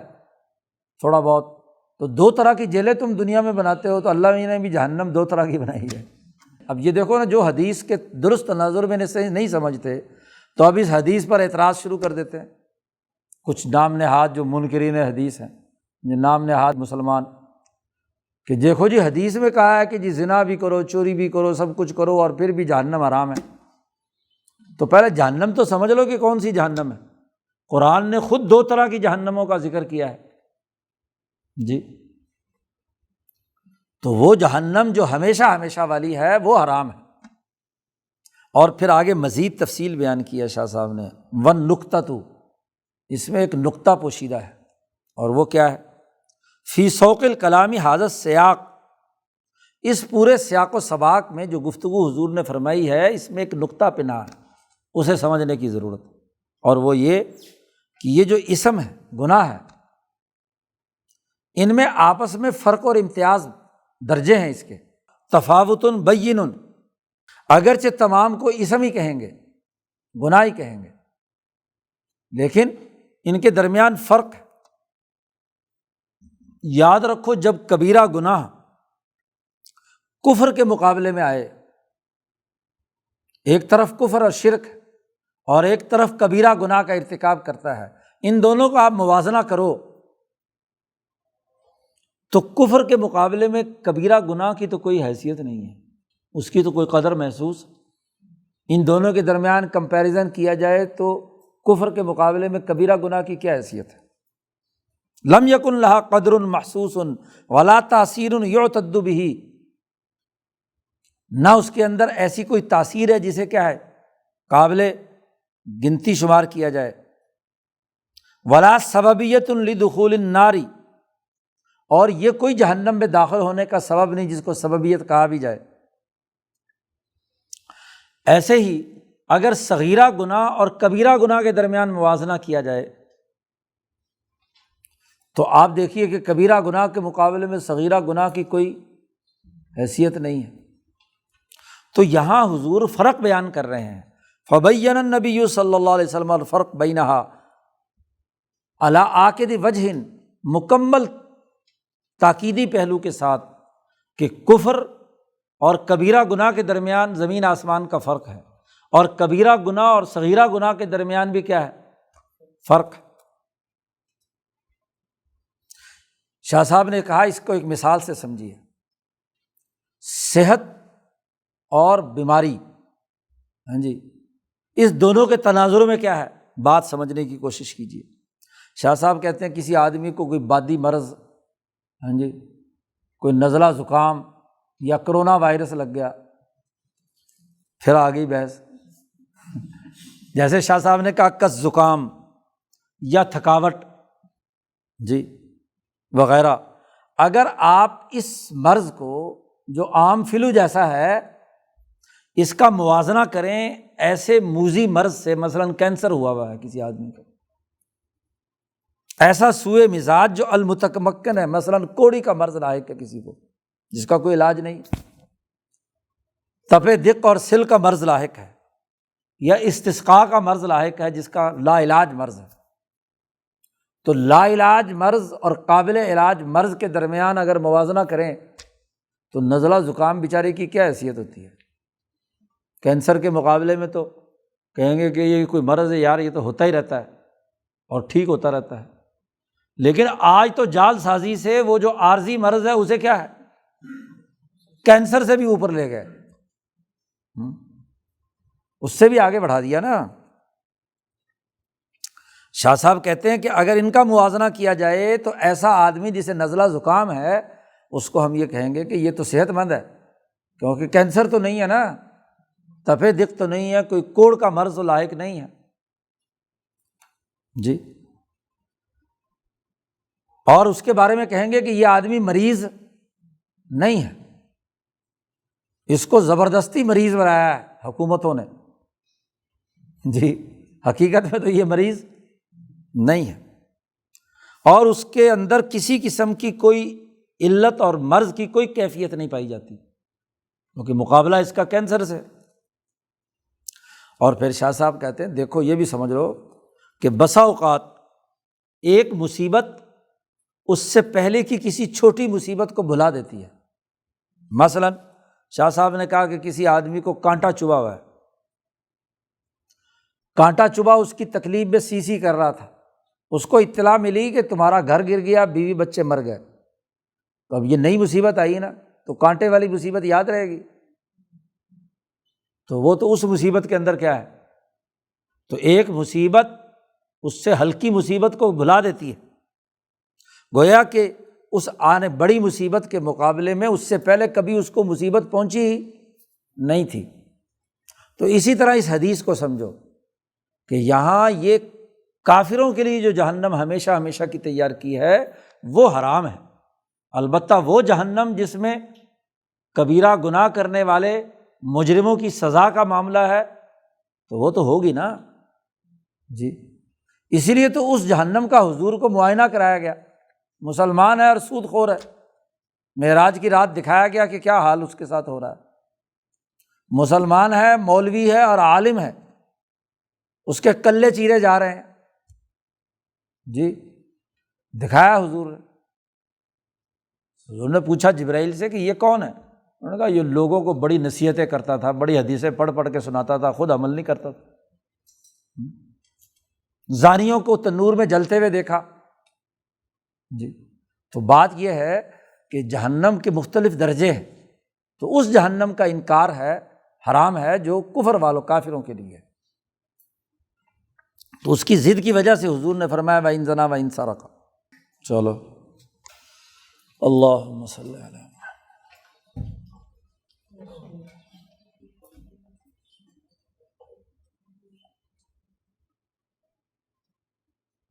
اجمعین۔